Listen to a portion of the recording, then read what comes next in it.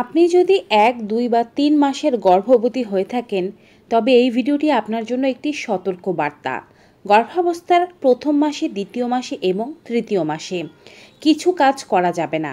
আপনারা হয়তো জানেন গর্ভাবস্থার প্রথম 3 মাসেই কিন্তু অধিকাংশ মিসক্যারেজ হয়ে যায়, আর এই মিসক্যারেজগুলো হয় মায়ের কিছু অবহেলা বা অনভিজ্ঞতার কারণে।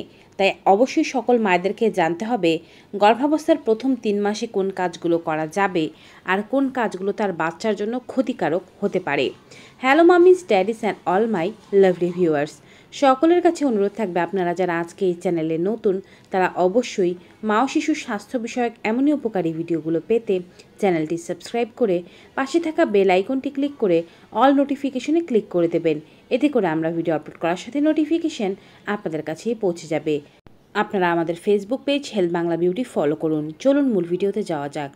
একজন মা যখন জানতে পারেন যে তিনি গর্ভবতী হয়েছেন তখন তিনি অনেক বেশি খুশি হন, কিন্তু শুধুমাত্র খুশি হওয়াই গর্ভধারণের ব্যাপারটির সাথে সীমাবদ্ধ নয় বা শেষ নয়। এর সাথে কিন্তু আরও অনেক কাজ মা ও বাবাকে করতে হয়।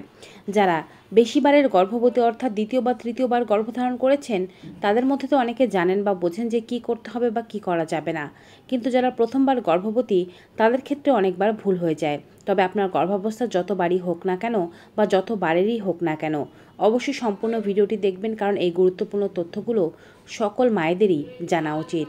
প্রথমে বলি কোন কাজগুলো করতে হবে। আমি 3টি কাজ নিয়ে আলোচনা করব। গর্ভাবস্থার প্রথম 3 মাসে এই 3টি কাজ অবশ্যই সকল মায়েদেরকে করতে হবে। প্রথম কাজ হচ্ছে আপনি গর্ভধারণ করেছেন এটি জানার পরে অন্ততপক্ষে গর্ভাবস্থার প্রথম 12 সপ্তাহের মধ্যে একবার অবশ্যই আপনাকে ডক্টরের ভিজিটে যেতে হবে। যত দ্রুত যেতে পারবেন ততটাই ভালো, তবে চেষ্টা করবেন 6ষ্ঠ থেকে 8ম সপ্তাহের মধ্যেই যেতে। সাধারণত গর্ভের বাচ্চা পেটে আসার পরে ডক্টরের পরামর্শ এজন্যই নেওয়া উচিত, কারণ ডক্টর আপনার জন্য প্রয়োজনীয় কিছু কাজ করবেন। সেই কাজগুলো না করলে আপনার বাচ্চার ক্ষতি হতে পারে, তাই সকল মায়েদেরই এটি চেষ্টা করা উচিত। দ্বিতীয় যে কাজটি করতে হবে তা হচ্ছে ফলিক অ্যাসিড গ্রহণ করতে হবে। ফলিক অ্যাসিড গ্রহণের ব্যাপারটা আমরা বলে থাকি গর্ভধারণের আগে থেকে করতে পারলেই ভালো হয়। অর্থাৎ যাদের প্রি প্ল্যান বেবি, যারা আগে থেকে পরিকল্পনা করে বাচ্চা নিয়েছেন, তারা বাচ্চা নেওয়ার পরিকল্পনা করা শুরু করার 3 মাস আগে থেকে বা যেদিন থেকে ট্রাই করবেন তার 3 মাস আগে থেকে যদি ফলিক অ্যাসিড শুরু করেন, ভিটামিন B9 আপনার শরীরে পর্যাপ্ত মাত্রায় থাকবে। ভিটামিন B9 এমন একটি ভিটামিন যা বাচ্চার মস্তিষ্ক ডেভেলপমেন্টে সাহায্য করে। এর অভাবেই কিন্তু প্রতিবন্ধী বাচ্চা হওয়ার সম্ভাবনা বেশি বেড়ে যায় বা বাচ্চার মেরুদণ্ডে কোনো ডিফেক্ট থাকতে পারে। তাই গর্ভধারণের চেষ্টা চলাকালীন আগে থেকে শুরু করতে পারলে আরও ভালো। আর গর্ভাবস্থার প্রথম 3 মাস তো অবশ্যই খেতে হবে। গর্ভাবস্থার প্রথম 3 মাসে যখন আপনি জানতে পারছেন যে আপনি গর্ভবতী, তখন থেকেই ফলিক অ্যাসিড শুরু করে দেবেন। ফলিক অ্যাসিড বাজারে কিনতে পাওয়া যায়, খুবই অল্প টাকায় 1 পাতা ওষুধ পাবেন। 1 পাতার মধ্যে 10টি করে ট্যাবলেট থাকে, তবে ডক্টরের পরামর্শ নিয়ে খেতে পারলেই সবচেয়ে বেশি ভালো হয়।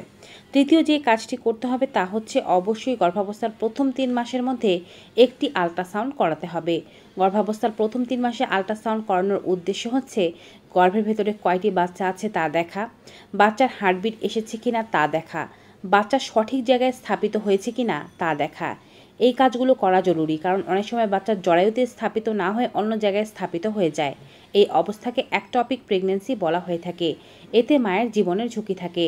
এছাড়াও বাচ্চা যদি পেটের মধ্যে দুটো থাকে সেক্ষেত্রে কিন্তু স্পেশাল কেয়ারের দরকার পড়ে আগে থেকেই। অনেক সময় বাচ্চার হার্টবিট পেটের মধ্যে আসে না, সেক্ষেত্রেও কিন্তু অবশ্যই বুঝতে হবে যে বাচ্চা হয়তো নষ্ট হয়ে গিয়েছে, কিন্তু মা টেরও পাচ্ছেন না।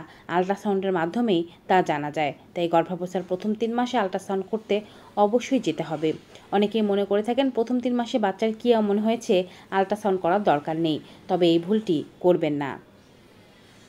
এই তো জানালাম 3টি কাজ যা গর্ভাবস্থার প্রথম 3 মাসে করা উচিত। এবারে জানাচ্ছি কোন কাজগুলো এড়িয়ে চলবেন যা আপনার মিসক্যারেজ ঘটাতে পারে। প্রথম কাজ হচ্ছে মিলন এড়িয়ে চলুন। সাধারণত মিলন করলে তেমন কোনো সমস্যা হয় এমনটা বলেন না ডক্টরেরা। বিশেষ বিশেষ ক্ষেত্রে সমস্যা হতে পারে, যেমন অনেকের পেটে দুটো বাচ্চা থাকলে, কিংবা কারো যদি প্লাসেন্টা প্রিভিয়াস সমস্যা থেকে থাকে, কারো যদি বাচ্চা পেটের মধ্যে রক্তপাতের শিকার হয়ে থাকে বা জল ভাঙার শিকার হয়ে থাকে, সেক্ষেত্রে কিন্তু মিলন করলে সমস্যা হতে পারে। প্রথম 3 মাসে মিলন এজন্যই বারণ করা হয়ে থাকে, কারণ এই সময় দেখা যায় যাদের প্রথম গর্ভাবস্থা তাদের কোনো সমস্যা আছে কি না তা তারা এখনও জানেন না। সেক্ষেত্রে মিলন করলে অনেক সময় মিসক্যারেজ হয়ে যেতে পারে। যদিও এটি পরীক্ষিত নয় যে মিলনের কারণে মিসক্যারেজ হচ্ছে, অন্যান্য জটিলতার কারণেও মিসক্যারেজ হতে পারে। তবে প্রথম 3 মাসে মিলনটাকে একটু এড়িয়ে চলার চেষ্টা করুন।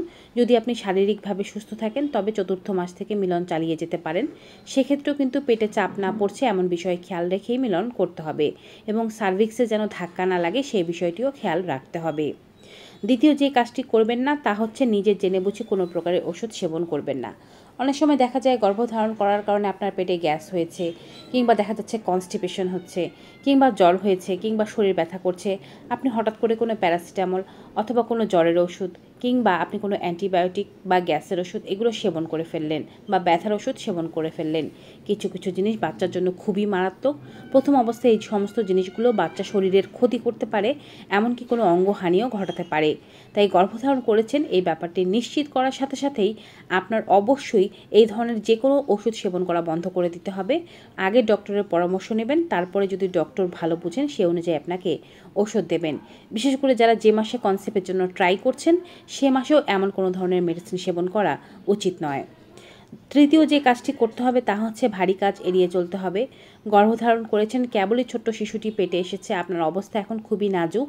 তাই ভারী যে কোনো ধরনের কাজ যা আপনার উপরে একটু মানসিক চাপ বা শারীরিক চাপ দিতে পারে সে ধরনের কাজগুলো করবেন না। যেমন নিচে ঝুঁকে কোনো কিছু তোলা, ভারী কোনো কিছু ওঠানো, এক জায়গা থেকে অন্য জায়গায় কোনো ভারী জিনিস নিয়ে যাওয়া, ঘর মোছা, কাপড় ধোয়া এগুলো করবেন না।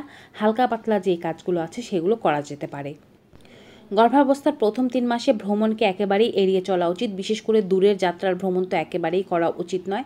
কাছের যাত্রার ভ্রমণ হলেও রাস্তা যেন ভালো হয় সেই বিষয়টি খেয়াল রাখতে হবে। এবড়ো থেবড়ো রাস্তা দিয়ে রিক্সা দিয়ে চলাচল করলেও কিন্তু মায়েদের ক্ষতি হতে পারে। যদি এমনটা হয় যে আপনি কোনো জায়গায় চাকরি করেন সেখানে আপনাকে রোজ যেতে হয়, রাস্তা খারাপ, তবে ভালো রাস্তা নির্বাচন করুন। গাড়ি বা বাইক চালিয়ে গেলে ধীরে ধীরে যেতে হবে। আর যদি এমনটা হয় যে রিকশায় করে যেতে হচ্ছে সেক্ষেত্রে অবশ্যই রিকশা চালককে ভালো রাস্তা দিয়ে যেতে বলতে হবে এবং খুবই ধীরে ধীরে যেতে হবে। এবং যদি এমনটা হয় যে পায়ে হেঁটে যাওয়া সম্ভব হচ্ছে তবে পায়ে হেঁটে যাবেন।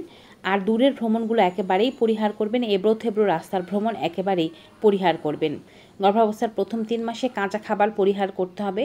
বিশেষ করে কাঁচা ডিম, কাঁচা মাংস এগুলো যেন একেবারেই আপনার শরীরে না যায় সেই বিষয়টি খেয়াল রাখতে হবে।